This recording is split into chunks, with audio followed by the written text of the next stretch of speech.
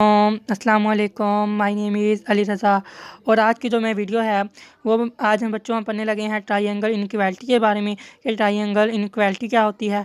हम ना सिर्फ ट्रायंगल इनइक्वालिटी के बारे में पढ़ेंगे बच्चों, मैं आज आपको प्रूव भी करवाऊंगा कि ट्रायंगल इनइक्वालिटी को प्रूव में क्या क्या कौन कौन सी प्रॉपर्टीज़ यूज़ होती हैं कॉम्प्लेक्स नंबर की। ठीक है, ये सब कुछ आज की वीडियो में होने वाला है। उसके बाद ट्रायंगल इनइक्वालिटी के बारे में मैं बताऊँगा कि ये वाकई प्रूव होता है। ये बिल्कुल हम स्टार्ट करते हैं अब इसको प्रूफ को कि मेरे पास क्या है ट्रायंगल इनइक्वालिटी होती है Z1 प्लस Z2। ठीक है, ये तो कम्प्लेक्स नंबर है, उनकी मैग्नीट्यूड लूँगा वो इक्वल और लेस देन होंगे Z1 की मैग्नीट्यूड प्लस Z2 की मैग्नीट्यूड के।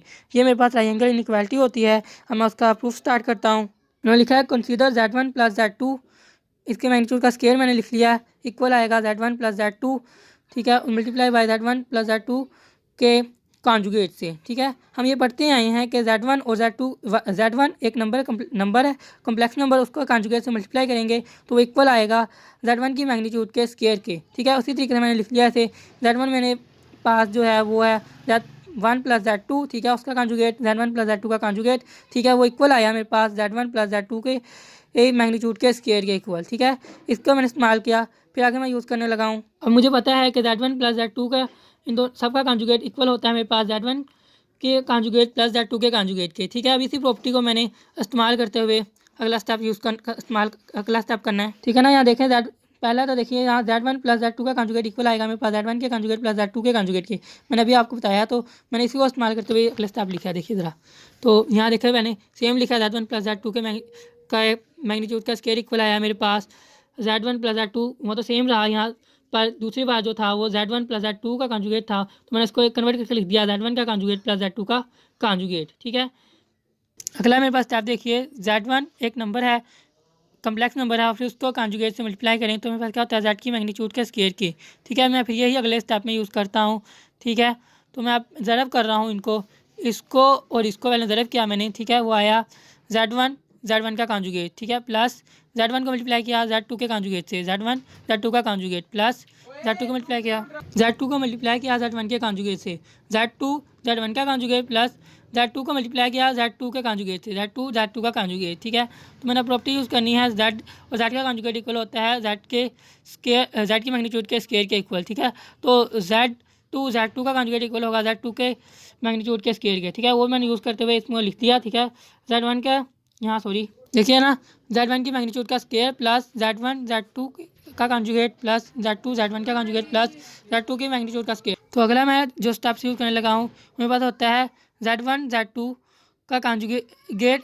ठीक है, उसका मल्टीप्लाई कर रहा हूँ उसके कॉन्जुगेट का, फिर मैं कॉन्जुगेट ले रहा हूँ Z1 को Z2 से मल्टीप्लाई कर रहा हूँ, Z2 के कॉन्जुगेट मल्टीप्लाई कर रहा हूँ, फिर उसकी मैग्नीट्यूड का कॉन्जुगेट ले रहा हूँ, तो इक्वल होगा Z1 conjugate multiply by Z2 का डबल कॉन्जुगेट। ठीक है, ये दरअसल होता यह है कि दो नंबर को हम ठीक है ज़रब दें और फिर उसका कॉन्जुगेट लें, वो इक्वल होता है पहले नंबर के कॉन्जुगेट मल्टीप्लाई बाय दूसरे नंबर के कॉन्जुगेट से। ये वो प्रॉपर्टी है, लेकिन यहाँ मेरे पास डबल कॉन्जुगेट मैंने यूज़ किया Z2 पर, तो इधर भी इसलिए Z2 पर दो बार मैंने कॉन्जुगेट जो क्या है वो यूज़ किया है। ठीक है, तो इसी को मैं यूज़ कर रहा हूँ अगले स्टेप के अंदर। ठीक है, ये देखिए Z1 का मैग्नीट्यूड का स्केयर प्लस Z1 Z2 का conjugate plus Z1 multiply by Z2 का कॉन्जुगेट, उसके मैग्नी का फिर कॉन्जुगेट है सबका प्लस ठीक है Z2 की मैग्नीट्यूड का स्केयर। ठीक है, फिर अगला स्टेप जो मेरे पास है Z1 एक कॉम्प्लेक्स नंबर है, फिर उसके ही मैं कॉन्जुगेट को ऐड करूँगा तो two real parts of Z आते हैं। ठीक है, तो यहाँ मेरे पास Z1 है, Z1 Z2 का कॉन्जुगेट। ठीक है, उसका एक कॉन्जुगेट है। ठीक है, Z1 का जो कॉन्जुगेट है वो है Z1 दो मल्टीप्लाई बाय Z2 के कॉन्जुगेट का कॉन्जुगेट। ठीक है, तो फिर वो मेरे पास इक्वल आएगा to real parts of Z1 Z2 के कॉन्जुगेट के इक्वल। ठीक है, वो मैंने वैल्यू पुट की, इधर देखिए Z1 का मैग्नीट्यूड का square plus two real parts of Z1 Z2 का कॉन्जुगेट। ठीक है, प्लस Z2 का मैग्नीट्यूड का स्केयर। ठीक है, अब मैंने इसको आगे करना है।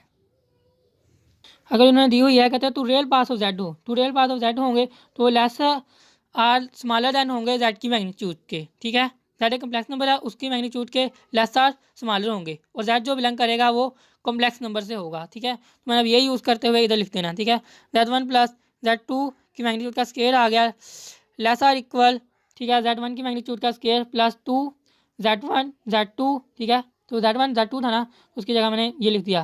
तो real parts of Z1 Z2 का क्या कहते हैं कॉन्जुगेट था, वो इक्वल आ गया मेरे पास Z के, यानी Z1 Z2 के कॉन्जुगेट के, ठीक है, प्लस Z2 की मैग्नीट्यूड का स्क्वायर, ठीक है।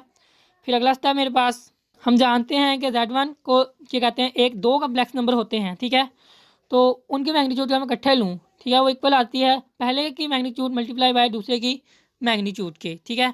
तो उसी को मैंने यूज़ किया, Z1 मल्टीप्लाई बाय Z2 के कॉन्जुगेट, ठीक है, उसको सब दोनों की मैग्नीट्यूड ली, फिर वो इक्वल आएगी Z1 की मैग्नीट्यूड मल्टीप्लाई बाय Z2 के कॉन्जुगेट की मैग्नीट्यूड के इक्वल, ठीक है।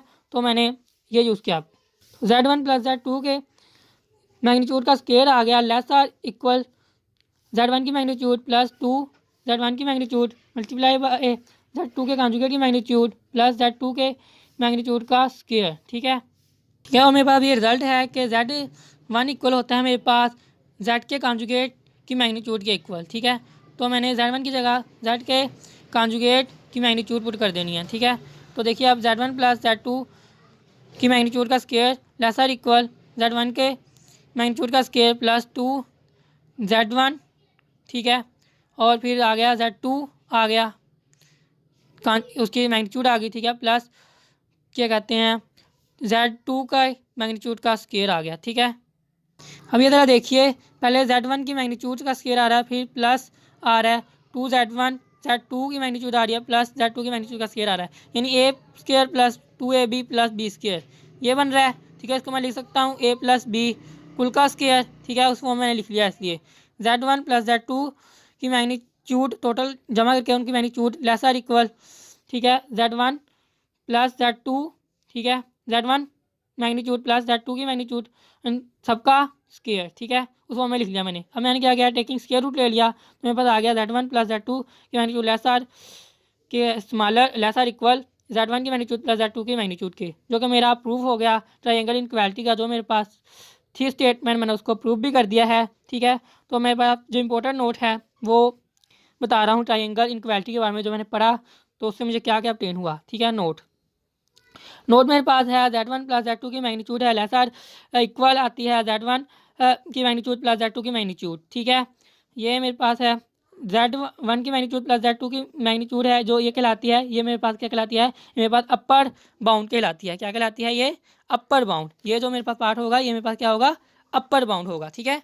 अगला है, कहता है इफ़ वी हैव, अगर हमारे पास हैं n कॉम्प्लेक्स नंबर, हमारे पास n कॉम्प्लेक्स नंबर है, देन ट्रायंगल इनइक्वालिटी, फिर भी ट्रायंगल इनइक्वालिटी होल्ड होगी ऑन दिस नंबर, इन नंबरों पर फिर भी ट्रायंगल इनइक्वालिटी होल्ड होगी, किस तरीके से, Z1 plus Z2 plus Z3 plus so on Zn तक है, लेस आर इक्वल आएगा Z1 की मैग्नीट्यूड प्लस Z2 की मैग्नीट्यूड प्लस Z3 की मैग्नीट्यूड प्लस सो ऑन से लेकर Zn की मैग्नीट्यूड तक, ठीक है।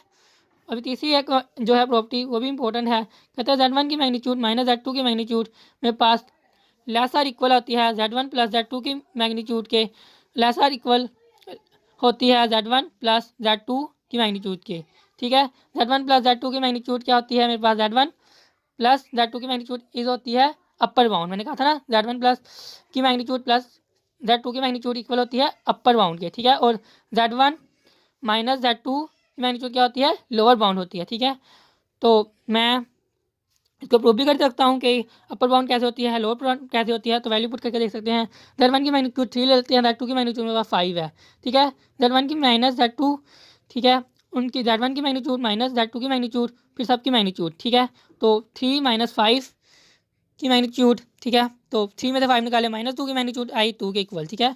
तो 2 मेरे पास सबसे कम अभी वैल्यू आई है, ठीक है। Z1 प्लस Z2 5 प्लस 3 की मैग्नीट्यूड ली 8 आया, ठीक है, 5 की मैग्नीट्यूड प्लस 3 की मैग्नीट्यूड ली 8 आया, यानी ये मेरे पास रिजल्ट जो है वो प्रूव हो गया है कि Z1 की मैग्नीट्यूड माइनस Z2 की मैग्नीट्यूड इन सब की मैग्नीट्यूड लेस आर इक्वल होती है Z1 प्लस Z2 की मैग्नीट्यूड लेस आर इक्वल होती है Z1 प्लस Z2 की मैग्नीट्यूड की, ठीक है।